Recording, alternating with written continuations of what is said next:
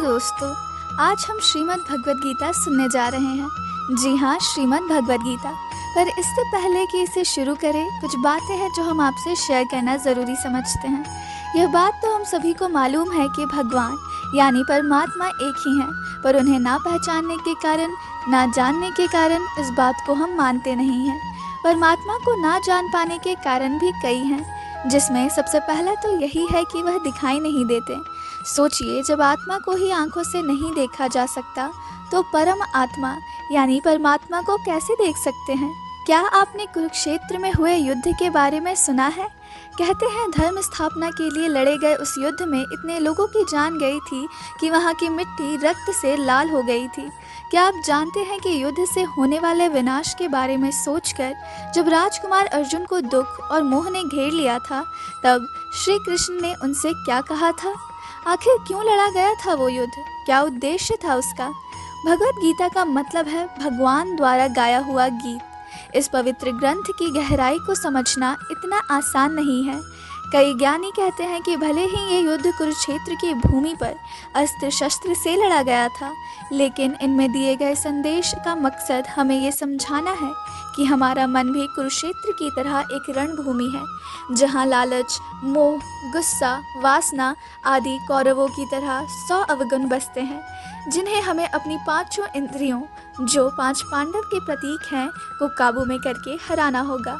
तभी हम एक सुखी जीवन जी सकते हैं और मुक्ति पा सकते हैं। श्री कृष्ण हमारे मन की आवाज़ या आत्मा या कॉन्शियसनेस का प्रतीक हैं, जो दुविधा के वक्त सवालों का जवाब देकर हमारी मदद करते हैं। हर इंसान अर्जुन का प्रतीक है, जो दुविधा में घिरा हुआ है।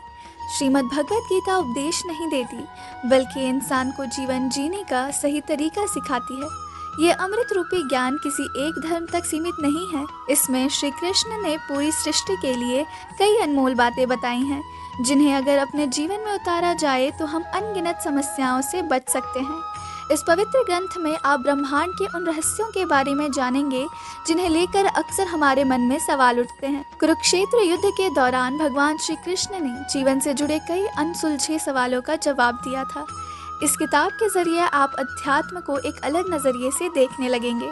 इसमें बताई गई बातें आज भी बिल्कुल सटीक बैठती है, क्योंकि इंसान का मन अब भी उन्हीं विकारों और दुविधाओं से जूझ रहा है जैसे हजारों साल पहले जूझ रहा था, और इसका कारण है अज्ञानता। इसमें बताई गई बातें अज्ञानता को दूर कर मन में ज्ञान का दीपक जलाती है, जिससे इंसान सब कुछ साफ साफ समझने लगता है और उसका बेचैन मन शांत हो जाता है। इन बातों को आप अपने जीवन के हर पहलू में उतार कर परख सकते हैं। देखा जाए तो जीवन यात्रा एक समुद्र की तरह है, जिसमें हमें एक किनारे से दूसरे किनारे तक पहुंचना होता है। तूफान और लहरें वो चुनौतियां हैं जिसका सामना हमें इस सफ़र के दौरान करना पड़ता है। और यह पवित्र ग्रंथ जो समय और काल चक्र से परे है, वो नाव है जो हमें सही रास्ता दिखाती है, निराशा और अंधकार में डूबने से बचाती है। तो चलिए शुरू करते हैं। अध्याय 1, विषाद योग। अर्जुन द्वारा कुरुक्षेत्र के मैदान में सेनाओं का निरीक्षण करना। कुरुक्षेत्र के मैदान में दोनों ओर सेनाएं तैयार खड़ी थीं। तनाव के कारण हवा में अजीब सा भारीपन था। एक ओर थे 5 पांडव भाई, जिनकी सेना में कई शूरवीर शामिल थे। दूसरी ओर थे 100 कौरव भाई, जिनकी सेना कई महारथियों से सजी थी। और श्री कृष्ण की नारायणी सेना ने उनके बल को और भी बढ़ा दिया था। द्वारकाधीश श्री कृष्ण ने कसम खाई थी कि वो इस युद्ध में शस्त्र नहीं उठाएंगे, इसलिए उन्होंने अर्जुन और दुर्योधन को उनमें और उनकी नारायणी सेना में से एक का चुनाव करने के लिए कहा। अर्जुन ने श्री कृष्ण को चुना, क्योंकि अर्जुन उनके परम सखा थे, इसलिए उनका मार्गदर्शन करने के लिए श्री कृष्ण उनके सारथी बने। युद्ध शुरू होने का समय हो रहा था। पांडुपुत्र अर्जुन की नज़र सामने खड़ी सेना की ओर गई। वहां उन्हें अपने भाई, उनके बच्चे, गुरुजन और भीष्म पितामह दिखाई दिए। यह युद्ध किसी आम युद्ध जैसा नहीं था, जहां 2 राजा अपने वर्चस्व या राज्य के लिए लड़ रहे थे। ये युद्ध, जो धर्म युद्ध के नाम से जाना जाता है, एक ही परिवार के लोगों के बीच के संघर्ष की कहानी है, जिसका जन्म लालच और अहंकार के कारण हुआ था। दोनों पक्ष अपने दुश्मन को गौर से देख रहे थे, उन्हें हर ओर अपने दिख रहे थे। कहने को वो चचेरे भाई थे, लेकिन सत्ता के लालच में कौरवों की आंखों पर पर्दा पड़ गया था। धृतराष्ट्र और पांडु 2 भाई थे। धृतराष्ट्र के 100 पुत्र थे, जिनमें दुर्योधन सबसे बड़ा था। उसमें अहंकार और लालच कूट कूट कर भरा था। कहते हैं कि वो इतना दुष्ट और अधर्मी था कि उसके जन्म के समय प्रकृति भी उदास हो गई थी। पांडु के 5 पुत्र थे। पांडव जो धर्म के रास्ते पर चलने वाले लोग थे। दुर्योधन पर सम्राट बनने का जुनून सवार था और वह हर हाल में इस युद्ध में पांडवों को हराकर अपनी जीत चाहता था। ना उससे निर्दोषों की जान की परवाह थी, ना अपने भाइयों को खोने का गम। उसे पूरा यकीन था कि भीष्म पितामह, अंगराज कर्ण, अश्वत्थामा और गुरुद्रोणाचार्य जैसे महारथियों का साथ होने से उसकी जीत निश्चित थी। लेकिन उसके विश्वास के विपरीत जीत तो पांडवों की होनी ही थी, क्योंकि श्री कृष्ण उनके पक्ष में थे। श्री कृष्ण धर्म के पक्ष में थे। पांडव पराक्रमी योद्धा होने के साथ बहुत ज्ञानी भी थे। वो ये युद्ध नहीं चाहते थे, वो सिर्फ 5 गांव का अधिकार चाहते थे ताकि सब सुख शांति से रह सके। लेकिन जब दुर्योधन ने भूमि का एक टुकड़ा तक पांडवों को देने से इनकार कर दिया, तब युद्ध के अलावा और कोई रास्ता नहीं बचा। भगवद गीता में ज्ञान का मतलब है इस शरीर, आत्मा और परमात्मा के तत्व को समझना। कौरवों की ओर से भीष्म पितामह ने सिंह की तरह गरज कर शंख बजाया। इसके बाद शंख, नगाड़े, ढोल सब एक साथ बज उठे, जिनकी आवाज से भयंकर गर्जना हुई। दूसरी ओर सफेद घोड़े से सजे अलौकिक और दिव्य रथ पर बैठे श्री कृष्ण और अर्जुन ने शंखनाद किया। उनके पक्ष में बाकी भाइयों ने अलग अलग दिव्य शंख बजाए। उन सभी के शंख की गूंज से धरती और आकाश दोनों कांप उठे। जैसे जैसे रथ आगे बढ़ने लगा, सामने अपने लोगों को देखकर अर्जुन का मन गहरे दुख से भर गया। जब उन्हें अपनी दुविधा का कोई जवाब नहीं मिला, तो उन्होंने श्री कृष्ण को अपने मन की पीड़ा बताई। मान्यता के अनुसार कहते हैं कि श्री कृष्ण जी ने समय को रोक दिया था और गीता का ये दिव्य संवाद श्री कृष्ण और अर्जुन के बीच में हुआ था। वहीं महर्षि व्यास ने संजय को दिव्य दृष्टि दी थी, जिसके जरिए हस्तिनापुर से कुरुक्षेत्र में हो रही हर घटना को देख सकते थे और सुन सकते थे। उन्होंने श्री कृष्ण और अर्जुन के बीच हुए संवाद और युद्ध का आंखों देखा हाल धृतराष्ट्र को सुनाया।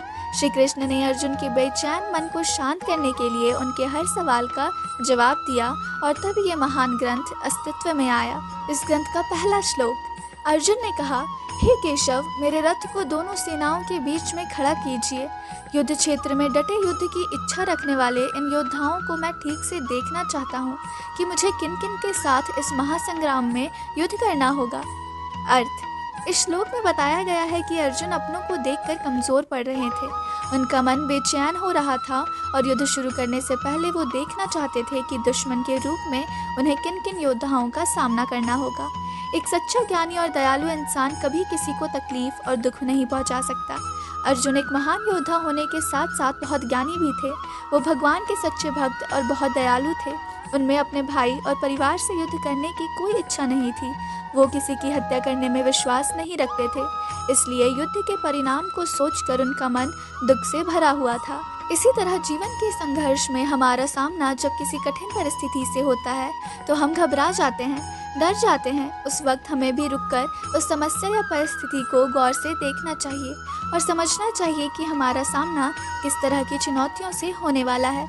ऐसा करने से हम खुद को उससे लड़ने के अनुरूप तैयार कर पाएंगे। दूसरा श्लोक, अर्जुन ने कहा, हे कृष्ण, यहाँ तो सभी मेरे अपने हैं, कैसे बहाऊं मैं इनका रक्त? नहीं माधव, ये मुझसे नहीं होगा। अपनों को देखकर मेरा मन कमजोर पड़ रहा है, मुंह सूखा जा रहा है और शरीर कांप रहा है। मेरा गांडीव धनुष मेरे हाथ से छूट रहा है। शायद मैं अब खड़ा होने में भी सक्षम नहीं हूँ। मैं खुद को भूलता जा रहा हूँ। मेरा मन भ्रमित हो रहा है। इसका अर्थ, अर्जुन को शारीरिक पीड़ा इसलिए महसूस हो रही थी क्योंकि युद्ध करना उनकी विचारधारा के खिलाफ था। अपनों के मोह के कारण उनके मन पर भ्रम का पर्दा पड़ गया था और मन कमजोर होने लगा था। उन्हें इतने गहरे दुख का अनुभव हुआ कि उनके आंसू छलक पड़े। अच्छे और बुरे विचारों की जंग में जिन लोगों के मन में अच्छे विचार ज्यादा बसते हैं, उन लोगों को दौलत, सत्ता, सिंहासन का मोह नहीं होता। इन चीजों के बजाय वो हर इंसान के जीवन को कीमती समझते हैं। यहाँ उनके शारीरिक लक्षण उनकी कमजोरी को नहीं, बल्कि उनके दिल की कोमलता और दया को दिखाते हैं। जीवन में भी यही होता है। जब हमारे मन के विपरीत कुछ होता है तो उसे स्वीकार करना बहुत मुश्किल लगने लगता है। जब इंसान दुख और निराशा से घिर जाता है तो उसके मन में कई सवाल उठने लगते हैं। सामने रुकावटों को देखकर उसका मन कमजोर पड़ने लगता है। निराशाजनक और संकट से भरी स्थिति का सामना करते वक्त हम घबरा कर हार मान लेते हैं। अज्ञानता के कारण हमारी बुद्धि भ्रमित हो जाती है। तीसरा श्लोक, इस श्लोक में अर्जुन कहते हैं, हे केशव, मैं युद्ध के बुरे परिणाम देख रहा हूँ। युद्ध में अपनों को मारकर हमारा कल्याण कैसे हो सकता है? मैं इस तरह ना तो जीत पाना चाहता हूँ, ना राज्य और ना संसार के सुख। अगर मुझे तीनों लोक भी दे दिए जाएं, तब भी मैं किसी को मारना नहीं चाहूँगा। तो फिर स्वर्ग के सामने धरती पर इस छोटे से राज्य की क्या कीमत है? इसका अर्थ अर्जुन के मन में रह रहकर ख्याल आ रहा था कि इस युद्ध से मैं क्या पाऊंगा और क्या खो दूंगा। क्या किसी को मारकर हासिल की गई जीत खुशी दे सकती है? क्या किसी को दुख देकर इंसान सुखी हो सकता है? चाहे आप भगवान के अस्तित्व में विश्वास करें या ना करें, लेकिन एक अटल सच ये है कि हर एक्शन का एक रिएक्शन होता है। आप जो भी कर्म करेंगे उसका कोई ना कोई नतीजा तो आपके सामने ज़रूर आएगा। एक्शन रिएक्शन के सिद्धांत को जानने के बाद भी अगर जानबूझकर हम कुछ गलत करते हैं तो हमें शांति का अनुभव नहीं हो सकता। अर्जुन भी इसी तरह अपने कर्म के परिणाम के बारे में सोचकर परेशान हो रहे थे। चौथा श्लोक। अर्जुन ने कहा, हे केशव, अपने ही परिवार को मारकर हम कैसे सुखी होंगे? ये सच है कि ये अधर्मी लालच में आकर भ्रष्ट हो गए हैं, लेकिन इन्हें मारकर मुझे सुकून नहीं मिलेगा। इन्हें मारकर तो हमें पाप ही लगेगा। क्या हमें इस पाप से बचने का विचार नहीं करना चाहिए?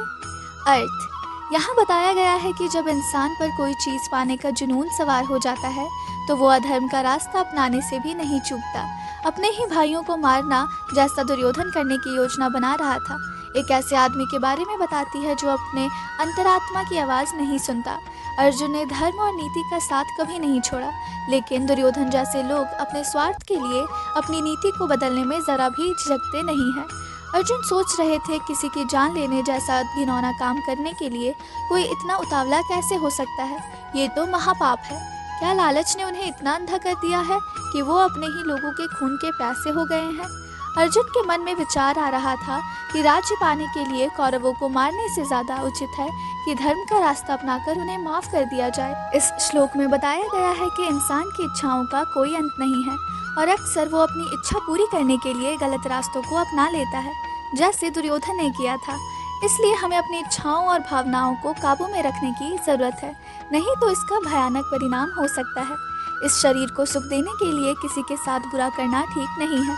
पांचवा श्लोक। इस श्लोक में अर्जुन कहते हैं, हे माधव, कुल के नाश से धर्म नष्ट होगा, जिससे पाप बढ़ेगा और आने वाली पीढ़ी भी बर्बाद हो जाएगी।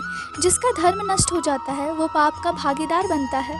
हम लोग बुद्धिमान होकर भी लोभ और सुख के लिए अपनों को मारने पर आतुर हैं। इससे बेहतर तो ये होगा कि मैं अपने हथियार डाल दूं और धृतराष्ट्र के पुत्र मुझे मार दे।